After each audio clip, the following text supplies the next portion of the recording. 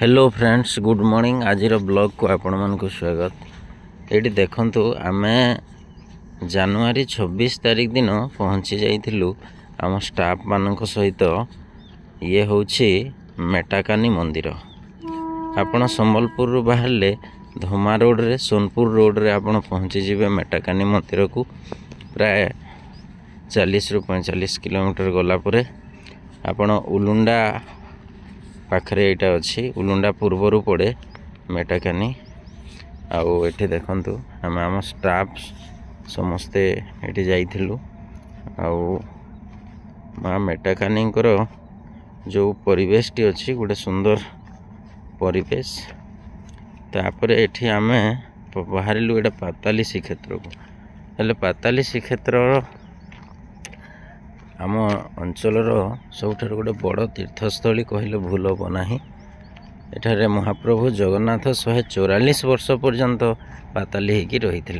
ये कोटसमलाई गाँ अच्छी। कोटसमलाई गाँ प्रथम गोटे उलुंडा ठारू आपण पूर्व दिग को जीवे आउ कोटसमलाई गाँ पड़ो। कोटसमलाई गाँटा हूँ से पाताली श्रीक्षेत्र जो त्रिकुट पहाड़ अच्छी ता पाखरे अच्छी तार पाददेश। आउ देखंतु एटा केड़े बड़ पहाड़टा। आ ये पहाड़र जो भीतर पटटा आपण देखिए गोटे भेली एते सुंदर भेली अच्छी।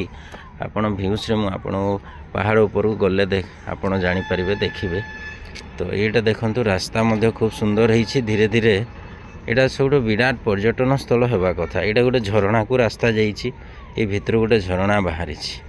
हेले चलंतु आमे जानिबा एई आमर जो पाताली श्रीक्षेत्र अच्छी तार इतिहास संबंध रे तार धार्मिक एवं ऐतिहासिक गुरुत्व संबंध रे आमे जानिबा। मादला पांजी रे कौन अच्छी एवं यार जो धार्मिक गुरुत्व कौन रही पश्चिम ओडिशा पाई एवं ओडिशा पाई।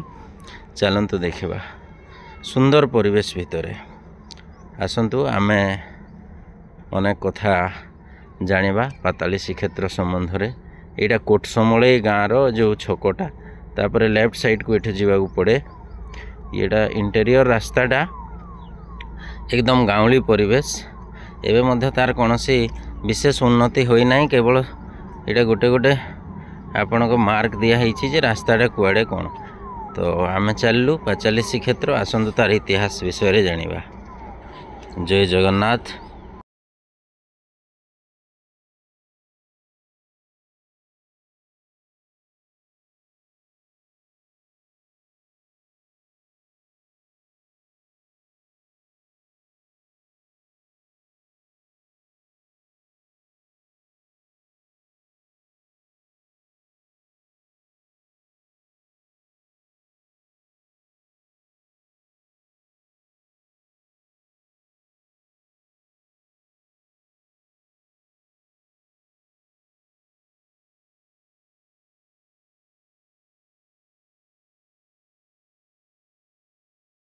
पाताली श्रीक्षेत्र सोनपुर जिला तथा ओडिशार एक प्रसिद्ध ऐतिहासिक एवं महत्वपूर्ण धार्मिक स्थल। विश्वास करा जाए जे एठारे थिबा गुंफारे महाप्रभु जगन्नाथ सुभद्रा एवं बलभद्र को 144 वर्ष पर्यंत पाताली होइकी रहिबाकू पड़िथिला। यह सोनपुर जिलार सदर महकुमा ठारू उत्तर पश्चिम दिगरे कोटसमलाई गाँ निकटरे त्रिकुट पहाड़ रे अवस्थित एवं यह सोनपुर जिलार वीर महाराजपुर सब डिविजन अंतर्गत अटे। चारिआडे पहाड़ घेर होई रहिथिबारु यह एक उपत्यका भली मने हुए। शत्रु से स्थान को जीवाकू हेले अतिक्रम करने पड़े अनेक प्राकृतिक प्रतिबंधक। तत्कालीन सोनपुर राजांक राणी एही स्थान को अत्यंत निरापद मणि से पहाड़ देहरे गुंफा मान निर्माण कराइथिले। जबन शत्रु मानक भयरु रक्षा पाइबा पाई विपद समय रे परिवार लोके मध्य एठारे आसी आश्रय नउथिले। अनेक विश्वास करती एही गुंफा मानकरे अनेक धनरत्न लुकायित अवस्था रे अछि। सेई गुंफा गुड़िकरे मुनि ऋषि माने रही पूजा करि आसुछन्ति। सेई पहाड़ को लागी रहिछि धोइया बंध पहाड़। सेई पहाड़ रे मध्य अनेक गुंफा देखा जाए। त्रिकुट पहाड़र ठीक पश्चिम दिग को अछि चंदन खोल। ଏହି ଖୋଳ ନିକଟରେ ଥିବା ଗୋଟେ ବଡ଼ ଆମ୍ବ ଗଛ ମୂଳରୁ ଝରଣାଟିଏ ବାହାରିଛି। ଏହି ସ୍ଥାନର ମାଟି ଚନ୍ଦନ ଭଳିଆ ବାସ୍ନା ହେଉଥିବାରୁ ଏହାକୁ ଚନ୍ଦନ ଖୋଲ ବୋଲି ଲୋକମାନେ କୁହନ୍ତି। ସେହି ଚନ୍ଦନ ଖୋଲ ନିକଟରେ ଅଛି ତାଳ ଖୋଳ। ଏଠାରେ ପଥର ଏକ ବଡ଼ ମଣ୍ଡପ ରହିଛି। ଏହି ମଣ୍ଡପରେ ଏକା ସାଙ୍ଗରେ 30-40 ଜଣ ବସିପାରିବେ। କୁହାଯାଏ ଯେ ଏଠାରେ ପାତାଳି ଜଗନ୍ନାଥଙ୍କ ଉଦ୍ଦେଶ୍ୟରେ ଭଜନ କୀର୍ତ୍ତନ କରାଯାଉଥିଲା। ସେହି ପାହାଡ଼ରେ ଥିବା ଗୁମ୍ଫା ଗୁଡ଼ିକୁ ସ୍ଥାନୀୟ ଲୋକମାନେ ବିଭିନ୍ନ ନାମକରଣ କରିଛନ୍ତି,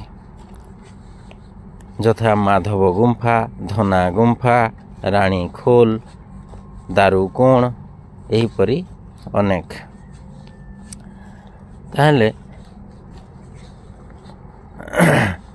ପାତାଳି ଶ୍ରୀକ୍ଷେତ୍ରର ଏହି ତଥ୍ୟ ଆପଣମାନଙ୍କୁ କେମିତି ଲାଗିଲା ନିଶ୍ଚିତ ଭାବରେ ଜଣାଇବେ। ଷଷ୍ଠ ଶତାବ୍ଦୀର ଅର୍ଥାତ୍ 588 ଖ୍ରୀଷ୍ଟାବ୍ଦରେ ଓଡ଼ିଶାରେ ଶ୍ରୀ ଶୋଭନ ଦେବ ବା ଶୁଭାକର ଦେବ କେଶରୀ ବଂଶର ରାଜା ରାଜୁତି କରୁଥିଲେ।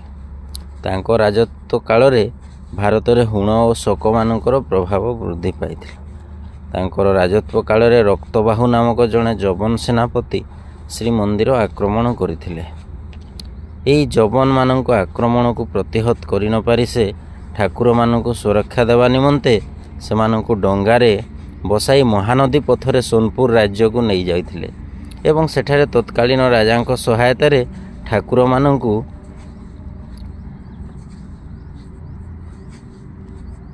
ହାତୀ ପିଠିରେ ଲଦି ଗୋପାଲି ଗାଁକୁ ନେଇଯାଇଥିଲେ। ସେତେବେଳେ ଶୋଭନ ଦେବଙ୍କର ରାଜତ୍ୱର ଦ୍ୱିତୀୟ ଅଙ୍କ ଚାଲୁଥିଲା। ହାତୀ ପିଠିରେ ଠାକୁରମାନଙ୍କୁ ବସାଇ ସେବକମାନେ ଘୋର ଜଙ୍ଗଲ ମଧ୍ୟରେ ପ୍ରବେଶ କଲେ।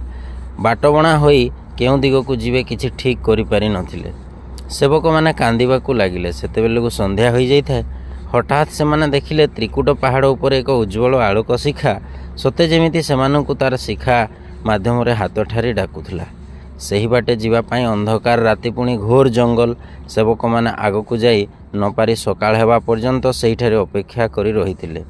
ସକାଳ ହେବା ପରେ ସେବକମାନେ ସେହି ଆଲୋକ ଆସୁଥିବା ଦିଗକୁ ଆଗେଇ ଚାଲିଲେ ଓ ଶେଷରେ ଯାଇ ପହଞ୍ଚିଲେ ଦାରୁକୋଣ ଗୁମ୍ଫା ନିକଟରେ।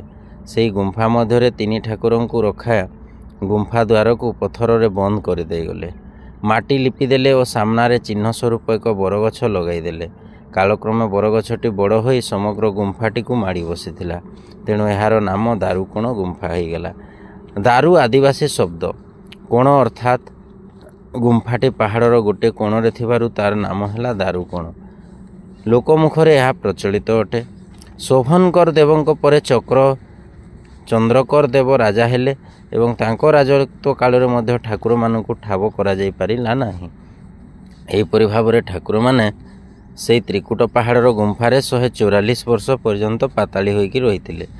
ଯବନମାନେ କ୍ରମେ କ୍ରମେ ଦୁର୍ବଳ ହୋଇଯିବାରୁ ଯୟାତି କେଶରୀ ରାଜା ହେଲେ। ତାଙ୍କର 1100 ଅଙ୍କରେ ସେ ସନ୍ନ୍ୟାସୀ ବ୍ରହ୍ମଚାରୀମାନଙ୍କୁ ଡାକି ପଚାରିଲେ, ଓଡ଼ିଶା ରାଜାର ପ୍ରଭୁ ଜଗନ୍ନାଥ ମହାପ୍ରଭୁ କେଉଁଠି ଅଛନ୍ତି? ସାଧୁ ସନ୍ନ୍ୟାସୀମାନେ କହିଲେ, ମୋଗଲ ଗୋଲ ହୋଇଲାରୁ ସମୁଦ୍ର ଥୋକାଏ ଦୂର ମାଡ଼ି ଆସିଲା, ଅର୍ଥାତ୍ ମାଦଲା ପାଞ୍ଜି ଅନୁସାରେ। ଠାକୁରମାନଙ୍କୁ ସୁରକ୍ଷା ଦେବା ସମ୍ଭବପର ନ ହେବାରୁ ରାଜା ପରମେଶ୍ୱରଙ୍କୁ ନୌକାରେ ବସାଇ ମହାନଦୀ ଜଳପଥରେ ସୋନପୁର ଆଡ଼େ ବିଜେ କରାଇଲେ। ତାପରେ କ'ଣ ହେଲା ଆମର ଜ୍ଞାତବ୍ୟ ନାହିଁ, କେହି ଜାଣିନଥିଲେ।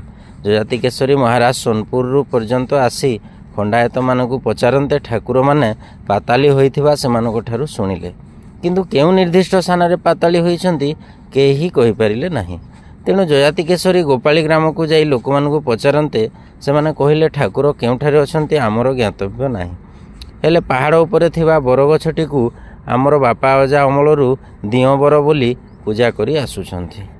ପର୍ବପର୍ବାଣୀରେ ଆମର ବାପା ଅଜା ଫୁଲ ଚନ୍ଦନ ଭୋଗ ରାଗ ଦେଇ ବରଗଛଟିକୁ ଭକ୍ତି ସହକାରେ ପୂଜା କରି ସାଷ୍ଟାଙ୍ଗ ପ୍ରଣାମ କରି ଆସୁଥିବାର ଆମେ ଜାଣିଛୁ।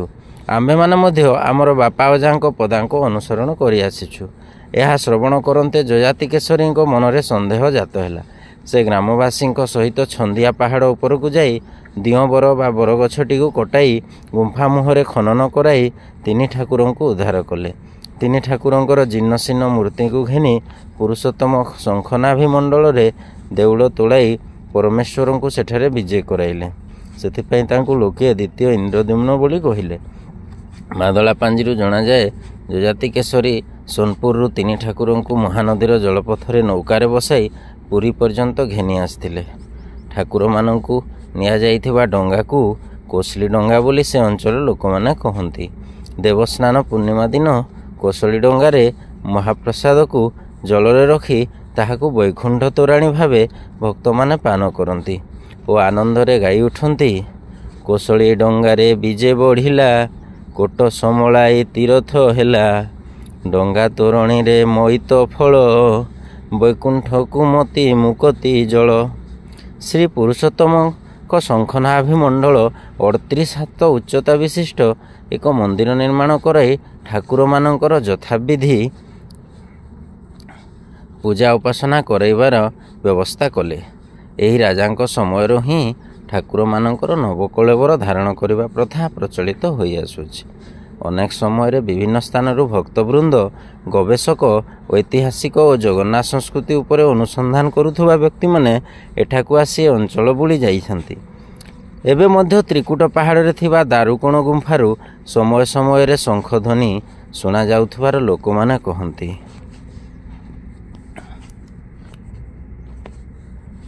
ताहले भिडियोटी आमर केमती लागिला आपण माने कमेंट करी निश्चित जणाइबे। ये होछि आपणकर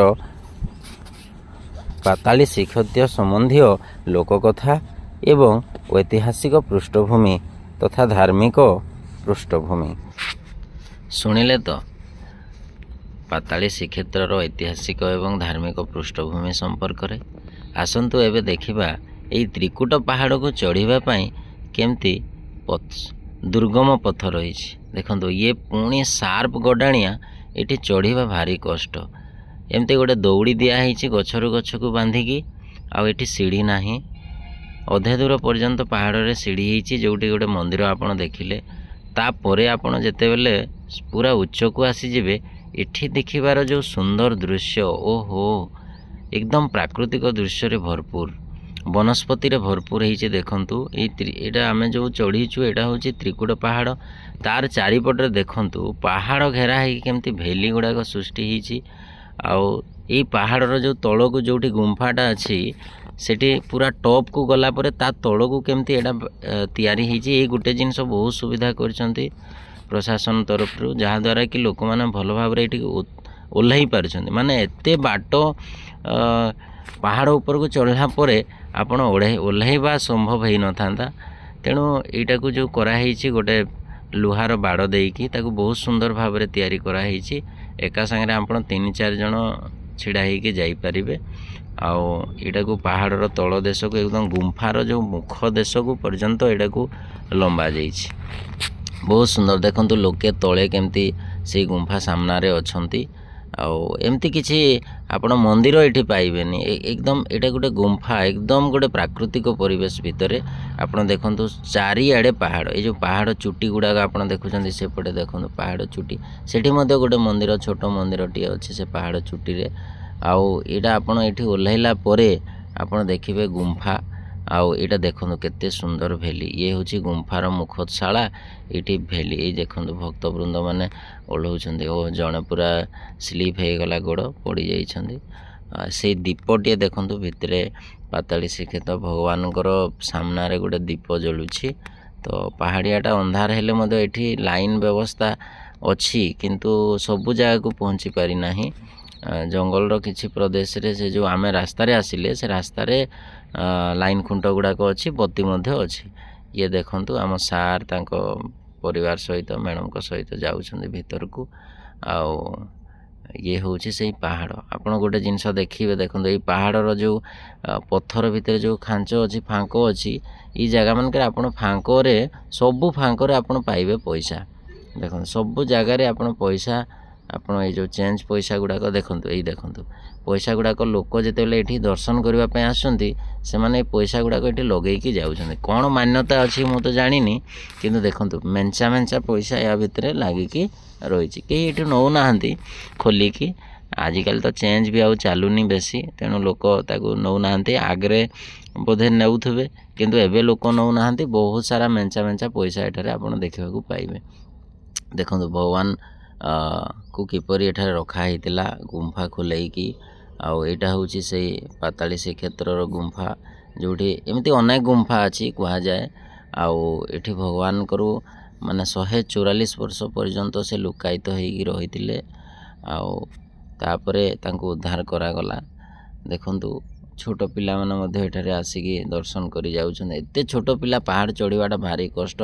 मु आपण मानू कहि रखे जे पहाड़ एकदम शार्प अछि आउ आपण जो मानकर हृदय संबंधी रोग अछि ब्लड प्रेशर संबंधी रोग अच्छी दयाकोरी पहाड़ ऊपर को आप चढ़े ना। पहाड़ जो निम्न देश में गोटे मंदिर अच्छी आपड़ से दर्शन करेंगे भगवान को आठू आप ओह्लैजे कारण एत पहाड़ ऊपर को आप आसवाटा भारी कष्टदायक आमको कष्ट लगुन मु तो भावुली मुझापरि कि ना कारण कोरोना समय मोर जो दुर्बलता थिला मु टिके पहाड़ ऊपर उच्च जगह को गले संस हो जाए किंतु भगवान को कृपारू मु बहुत भल भाव ऊपर को चढ़ी पारली एवं दर्शन मध्य करि पारली। ये देखो भितरे ये तो आम मैडम आउ सार पूरा सबू जिनस नहीं आसते पूजा कले भितरे आ दीप लगैले फूल भगवान को पाई फूल नहीं आसते आठी फोटो हेले खूब सुंदर भाव एठी भगवान को से पुराना मूर्ति तो नहीं हेले एठी जो भगवान को मूर्ति रखाई एठी पाताली श्रीक्षेत्र भगवान ये दारू रूप एठारे थिले आ भगवान को एठारू नहीं पुरी रे अवस्थापित करागला। तापरे से दिन ठारू ही आपणकर नवकलेवर प्रथा प्रचलित अटे। तो ये हूँ पाताली श्रीक्षेत्र दारू ब्रह्म देखो गुंफा आउ थे आप दर्शन करूँ। ये भाई मैंने एटा रील्स करने आम जो बाहरी पुणी मु आउ थे गुंफार दृश्य को कैप्चर करने चेष्टा कली। तापर देखो गुंफा पाखर देखो से सीढ़ीटा केमती लगाही सबुठु सुंदर दृश्य हूँ पहाड़ ऊपर जिते आम अच्छु चारिआडे जो परिवेश देखा जाउछि बहुत सुंदर होती। यहाँ ओह्लैबार समय दृश्य आपण चढ़ापी जी कष्ट आपण ओह्लैवाई से कष्ट। तो प्रशासन तरफ यहाँ व्यवस्था हो पारि ना सीढ़ी हो पारि ना किंतु यहाँ जी नेचुराल अच्छी जी भल लगुच सीढ़ी हेले से भल लगनी कहीं यहाँ गोटे एडवेंचर जर्नी भाई आपन को लगुच।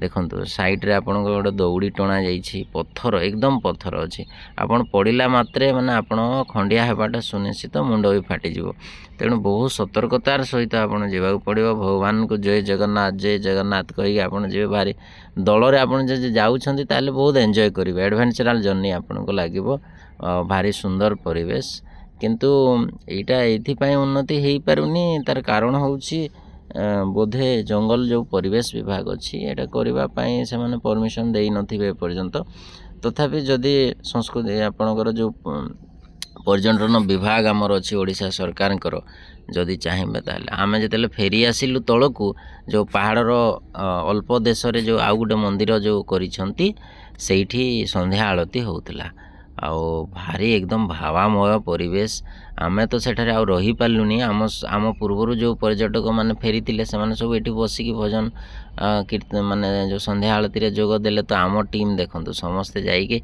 माने केही काहाकू कहले ना किछि समस्ते जाइके भगवान पाखरे हाथ जोड़िकी छिड़ा हो गले एकदम भावामय परिवेश। ये जो अच्छा देखो खाली पूजक जनक अच्छा बाहर जो घंट बाड़ौंट मैडम एमाने समस्ते समस्ते बाहर लोक यही सब आम स्टाफ मैंने देखूँ कहीं क्या कही ना कि आम जाऊ पूजा करवा किंतु एमती भावामय परिवेश थिला संध्या ही आसुला सूर्य अस्त हो सारी आउ लाइट जली सारी रास्तार देखूँ भगवान